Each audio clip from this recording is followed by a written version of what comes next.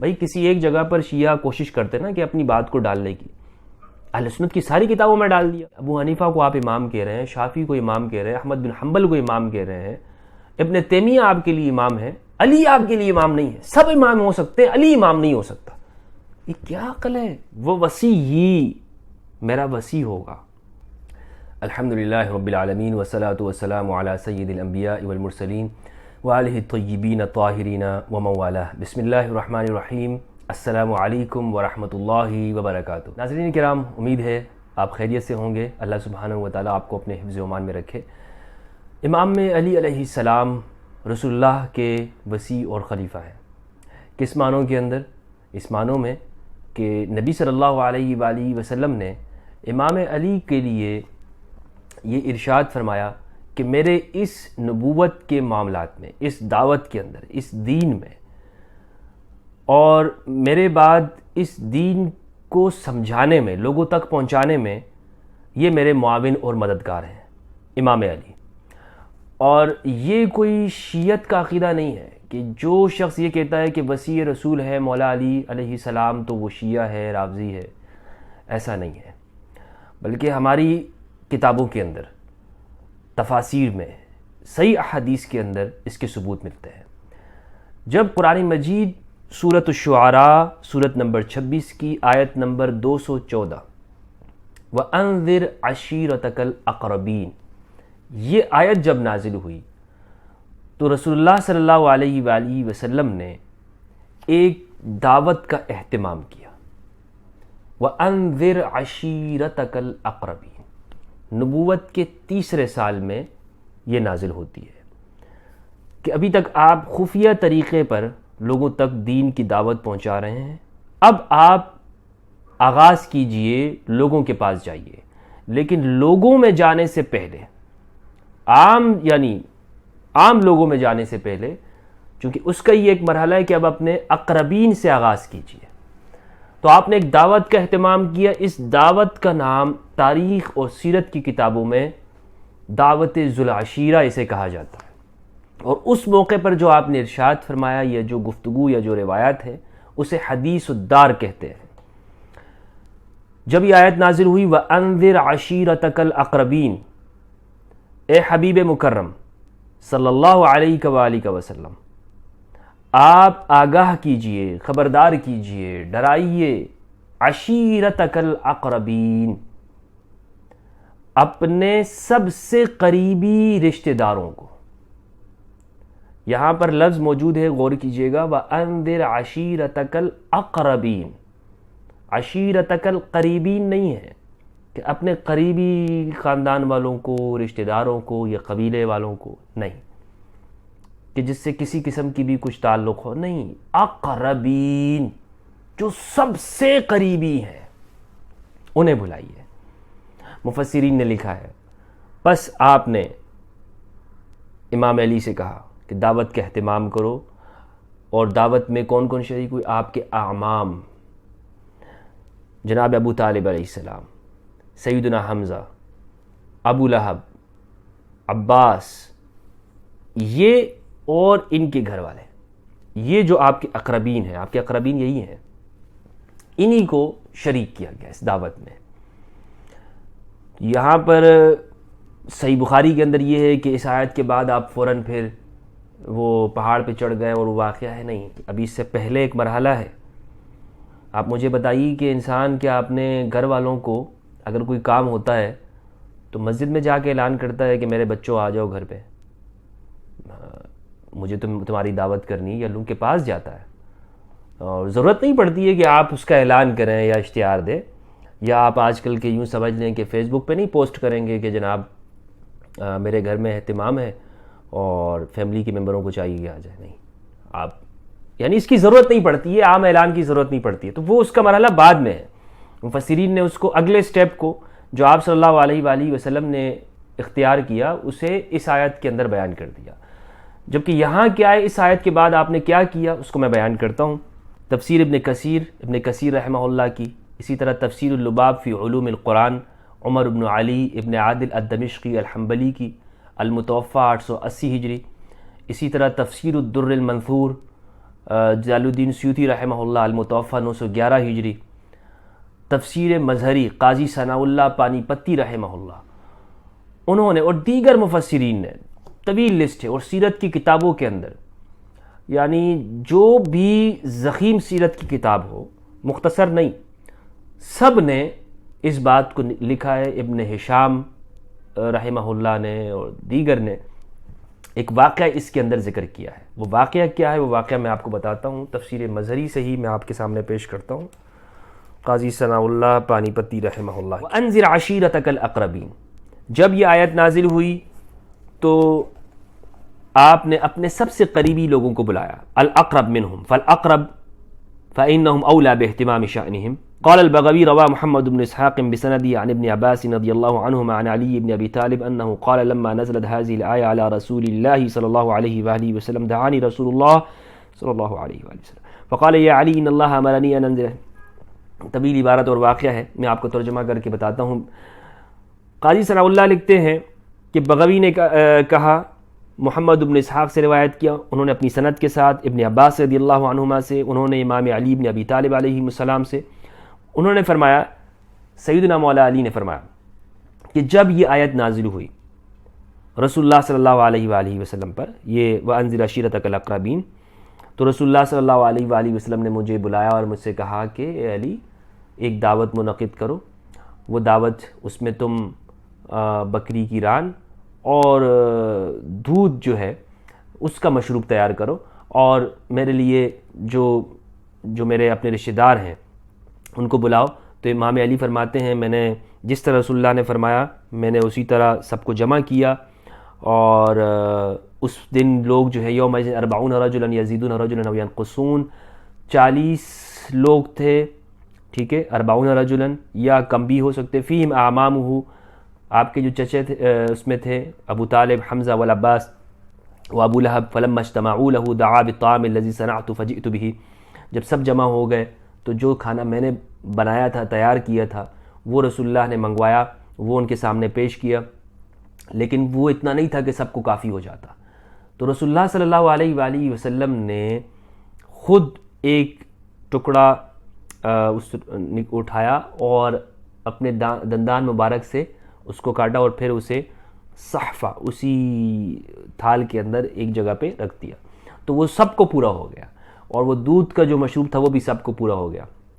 پھر آپ نے گفتگو فرمائی، اچھا اسی جگہ کے اوپر کہہ رہے ہیں بدرہ ابو لہب، جب رسول اللہ صلی اللہ علیہ وآلہ وسلم نے گفتگو کا آغاز کرنا چاہا تو بدرہ ابو لہب، وہ آگے بڑھا، اس نے پہل کی، فقال سحرکم صاحبکم فتفرق القوم، اس نے جب یہ دیکھا کہ یہ کھانا سب کو پورا ہو رہا ہے، تھوڑا سا ہے، اور اسی طرح سے یہ مشروب بھی سب کو پورا ہو رہا ہے، باوجود اس کے کہ اس میں اتنی وسعت نہیں ہے، اتنی گنجائش نہیں ہے، تو اس نے کہا کہ تم سب پہ رسول اللہ نے جادو کر دیا ہے، اور اس نے اس طرح کی یعنی بدمزگی پیدا کی مجلس کے اندر، اور وہ فتفرق القوم، سب الگ الگ ہو گئے۔ وَلَمْ يُكَلِّمْهُمْ رسول اللہ صلی اللہ علیہ وآلہ وسلم، اس دن آپ نے کچھ نہیں کہا۔ فرمایا کہ پھر ان کو جمع کر، جس طرح تم نے کل کھانا تیار کیا تھا اسی طرح کھانا تیار کرو، سب کو بلاؤ۔ امام علی فرماتے ہیں کہ میں نے پھر سب کو بلایا، سب کے لیے پھر کھانا تیار کیا، وہ سب کے لیے کافی ہو گیا۔ پھر آپ نے یہ اعلان فرمایا، فقال یا بنی عبد المطلب انی قد جئتکم بخیر الدنیا والآخرہ، اے بنی عبد المطلب، میں تمہارے پاس دنیا اور آخرت میں جو سب سے بھلائی ہے اس کی وہ لے کے آیا ہوں۔ وقد امرنی اللہ ان ادعوکم الیہ فایکم یوازرنی علی امری ویکون اخی ووصی وخلیفتی، پس کون ہے تم میں سے جو مجھے اللہ نے یہ حکم دیا ہے کہ میں تمہیں اس طرف بلاؤں، پس تم میں سے کون ہے جو میرا مددگار ہوگا اس معاملے میں، یوازرنی علی امری، میرے امر میں، میرے اس دعوی نبوت کے معاملات میں، اس تبلیغ نبوت کے اندر، کار نبوت کے اندر کون میری مدد کرنے والا ہوگا۔ وَيَكُونُ أَخِي، اور میرا بھائی ہوگا، وہ وصی، میرا وصی ہوگا، جس کے لیے یعنی جو میرے بعد میرے معاملات یا قرآن مجید کی تشریح امت کے سامنے پیش کرے گا، امت کی رہنمائی کرے گا، کون ہے؟ کون بننا چاہتا ہے؟ وخلیفتی اور میرا خلیفہ کون بننا چاہتا ہے؟ فاحجم القوم عنها جميعا، سب کیا تھی؟ سب رک گئے، یعنی کسی نے بھی ساتھ نہ دیا، پوری قوم میں سے کسی نے نہیں۔ امام علی فرماتے ہیں فقلت وانا احدثهم سنا، میں نے کہا اس موقع پر، اور میں ان سب میں عمر میں کم تھا، ان سب سے عمر میں کم تھا، 10 سال امام علی کی عمر بنتی ہے، کیونکہ امام علی نے 7 سال کی عمر میں میری رائے کے مطابق اسلام کا اعلان کیا رسول اللہ صلی اللہ علیہ وآلہ وسلم کے ساتھ، اور یہ اس کے بعد 3 سال بعد کا واقعہ ہے، تو اس موقع پر مولا علی کی عمر کتنی بن رہی ہے؟ 10 سال بن رہی ہے۔ وَأَنَا أَحْدَثُهُمْ سِنًّا، میں ان سب میں جوان تھا عمر میں۔ انا یا نبی اللہ، میں تیار ہوں اے اللہ کے نبی، انا وزیرک علیہ، میں اس پر آپ کا وزیر ہوں، میں اس پر آپ کے ساتھ تیار ہوں، میں آپ کا وزیر ہوں۔ فأخذ برقبتی ثم قال ان هذا اخی ووصی وخلیفتی فیکم فاسمعوا له واطیعوا، تو آپ نے مجھے یہاں سے ہاتھ رکھا، میرے اوپر ہاتھ رکھا، بچے تھے تو میرے اوپر ہاتھ رکھا اور فرمایا ان هذا اخی، یہ میرا بھائی ہے، ووصی، میرا وصی ہے، وخلیفتی، اور میرا خلیفہ ہے، فیکم، تم میں، فاسمعوا له، اسے سنو، وَأَطِيعُوا، اس کی اطاعت کرو۔ فقام القوم، قوم کھڑی ہوئی، یضحکون، ہنسنے لگے، اور انہوں نے کہا امرنا ان نسمع لعلی ونطیع، یہ ہمیں یہ حکم دیا ہے کہ ہم علی کی اطاعت کریں اور علی کو سنیں۔ اس میں یہ بھی ہے کہ بعض نے پھر یہ کہا کہ دیکھو ابو طالب سے کہا کہ دیکھو تم سے یہ کہتا ہے تمہارا بھتیجا کہ تم اپنے بیٹے کی اطاعت کرو اور اس کے لیے سنو، 10 سالہ بچے کے لیے۔ تو یہ صحیح روایات سے معلوم ہوا، تفاسیر سے معلوم ہوا، دیگر مفسرین نے بھی اسے لکھا ہے کہ یہ واقعہ موجود ہے۔ اس کو صرف یہ بات کہہ کر جھٹلا دینا کہ جناب اس میں چونکہ وصی کا لفظ آیا ہے، خلیفہ کا لفظ آیا ہے میرے بعد، تو یہ صحیح نہیں ہو سکتی، یا یہ شیعوں کی دعوت ہے، یا یہ شیعوں کا ایجاد کردہ ہوا عقیدہ ہے، ایسا نہیں ہے۔ ہمارے ہاں لوگوں تک جو ہے نا وہ حقائق کو پہنچایا نہیں جاتا ہے، اور جب وہ پہلی مرتبہ وہ سنتے ہیں، مولوی صاحبان وہ چھپاتے ہیں، لوگوں کو بتاتے نہیں ہیں۔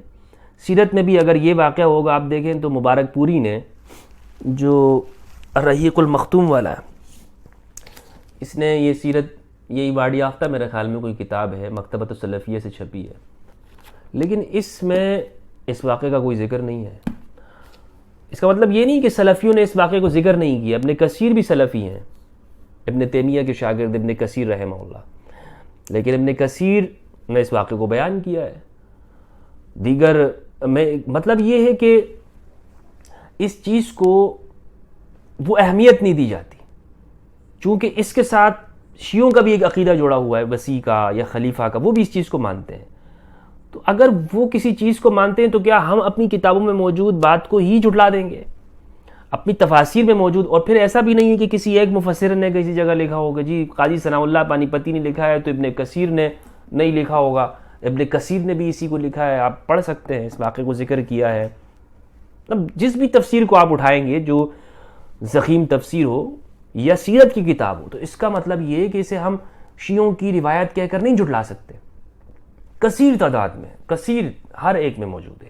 بھائی کسی ایک جگہ پر شیعہ کوشش کرتے نا کہ اپنی بات کو ڈالنے کی، اہل سنت کی ساری کتابوں میں ڈال دیا، اہل سنت کے سارے اکابرین کی کتابوں میں وہ بات آ گئی، تو اسے ہم یہ شیعہ روایت تو نہیں کہہ سکتے ہیں، یہی کہیں گے کہ جی ہماری کتابوں میں موجود ہے، یہ واقعہ موجود ہے، بالکل ہم اس کی تصدیق کرتے ہیں، اس کو بیان بھی کرنا چاہیے جب ہم تک یہ بات پہنچ جائے، لیکن کیوں بیان نہیں کرتے؟ میرا سوال ہے، میں جو یہ ساری گفتگو کر رہا ہوں، جتنی بھی جو کوشش ہے وہ کس وجہ سے؟ بھائی آپ کی گفتگو سے شیعوں کو فائدہ ہوتا ہے تو بھائی ہونے چاہیے ان کو فائدہ، اس سے کیوں نہیں ہوگا؟ آپ کیوں سچ نہیں بیان کرتے؟ اگر وہ بیان کر رہے ہیں تو ان کو تو فائدہ ہوگا. آپ اگر سچ بیان کرنا شروع کر دیں جو آپ کی کتابوں میں موجود ہے تو آپ کو فائدہ ہوگا نا کہ آپ سچ بات لوگوں کے سامنے لے کر آ رہے ہیں. لیکن آپ کیا کرتے ہیں, آپ ان باتوں کو اس لیے چھپا رہے ہوتے ہیں کہ بھائی اس سے شیعوں کے عقیدے کو فائدہ ہو جاتا ہے. شیعوں کے عقیدے کو فائدہ ہو نہ ہو اس سے میری غرض نہیں ہے. میری غرض تو اس سے کہ جو ہمارے مفسرین نے جو کچھ لکھا ہوا ہے وہ کیا ہے, جو ہماری حدیثوں کی کتابوں میں موجود ہے اس کو ہم کیوں لوگوں کے سامنے بیان نہیں کر رہے, یہ بات ہے. اور امام علی بن ابی طالب علیہ السلام, ان کو امام, جب میں امام کہتا ہوں اس پہ بھی لوگ اعتراض کرتے ہیں. یعنی انہیں احمد رضا خان صاحب کو امام کہنے پہ اعتراض نہیں ہوتا, قاسم نانوتوی کو حجت الاسلام اور قاسم العلوم والخیرات کہنے پہ کوئی اعتراض نہیں ہوتا. انہیں اس پہ اعتراض نہیں ہوتا کہ یہ غوث العظم کا لفظ استعمال کرتے ہو. غوث العظم, غوث کا مطلب ہے مددگار, العظم سب سے بڑا مددگار, اس پہ اعتراض نہیں ہوتا. غوث العظم, اور یہ مدد بھی کوئی معمولی قسم کی مدد نہیں ہے, مردے زندہ کرنے والی مدد ہے, اس پہ اعتراض نہیں ہوتا. امام ابو حنیفہ رحمہ اللہ کو امام اعظم کہنے پہ اعتراض نہیں ہے, اور امام علی اگر کہتے ہیں تو ان کو اعتراض ہے.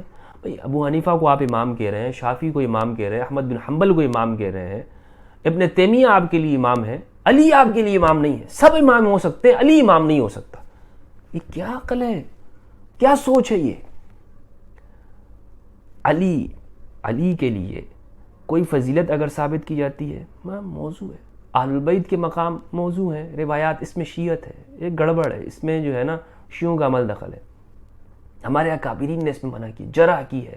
آپ کے اکابر نے صرف اسی پہ جرح کرنی ہے جو مولا علی کی فضیلت کے اوپر ہے, اسی کو نہیں بیان کرنا کہ جو مولا علی. آپ مجھے بتائیے نا اس کا کیا جواب ہے؟ یعنی وصی امام علی دعوت ذوالعشیرہ جو اعلان ہی یہی ہے کہ اس امر نبوت کے اندر میرا مددگار کون ہے, علی کہہ رہے ہیں کہ میں مددگار ہوں آپ کا. اس کو بیان نہ کرنے کی کیا وجہ ہے؟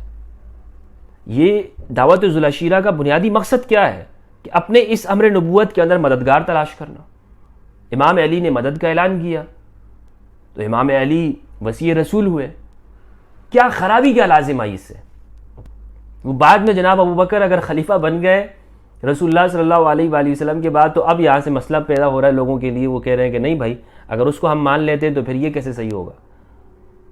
تو اس کا مطلب یہ ہے کہ وہاں پر بھی کچھ سوالات ہیں, ان سوالوں کو پھر آپ درست کیجئے. بہرحال یہ ہے کہ آپ کو اسے بیان کرنا چاہیے اور اللہ سبحانہ وتعالیٰ کے سامنے آپ کو جواب دینا ہوگا نا, لوگوں کے سامنے تو آپ نے جواب نہیں دینا. تو دعوت ذوالعشیرہ کا جو بنیادی مقصد ہے وہ رسول اللہ صلی اللہ علیہ وآلہ وسلم نے اپنے قریبی رشتہ داروں کو بلا کر ان میں یہ اعلان کیا کہ میرے اس امر نبوت میں میرا مددگار کون ہوگا. وہ آپ صلی اللہ علیہ وآلہ وسلم نے طلب کیا, امام علی نے اعلان کر دیا. امام علی اسی طرح آپ کے خلیفہ اور وصی بھی ہوئے, مددگار بھی ہوئے. تو یہ دعوت ذوالعشیرہ کا بنیادی مقصد یہی تھا کہ امر نبوت کے اندر اس بات کے لیے اپنی قوم میں سے فرد لینا کہ جو امر نبوت میں مددگار اور معاون ہو, وہ امام علی ہوئے. اب اس عقیدے کو آپ شیعہ عقیدہ کہہ کر ریجیکٹ کر دیں, یہ آپ کی مرضی ہے, موجود ہماری کتابوں میں ہے. بہرحال اس سے جان نہیں چھوٹے گی آپ کی کہ آپ یہ کہیں کہ جی ہم کہہ ہم بیان نہ کریں تو ہماری جان چھوٹ جائے گی. نہیں, وصی اللہ کے رسول کے وہ علی ہی ہے. خلیفتی یعاذرونی فی امری ویکون اخی ووصی وخلیفتی, یہ سب الفاظ موجود ہیں. اس کو یہ نہیں کہ اگر نہ چھڑاؤ گے جی بس یہ شیعوں کی روایتیں, یہ کوئی آپ کی بات نہیں سنے گا. اب وہ بعد میں خلافت کے جو معاملات ہوئے اس میں بھی پھر آپ کو گفتگو اور پھر اپنے نظریات بہرحال لوگوں کو بیان کرنے ہوں گے. امید کرتا ہوں میری گفتگو آپ تک پہنچ گئی ہوگی. اللہ سبحانہ و تعالی ہم سب کو قرآن مجید میں تدبر اور فہم عطا فرمائے اور اسے سمجھنے کی توفیق عطا فرمائے. السلام علیکم ورحمۃ اللہ وبرکاتہ.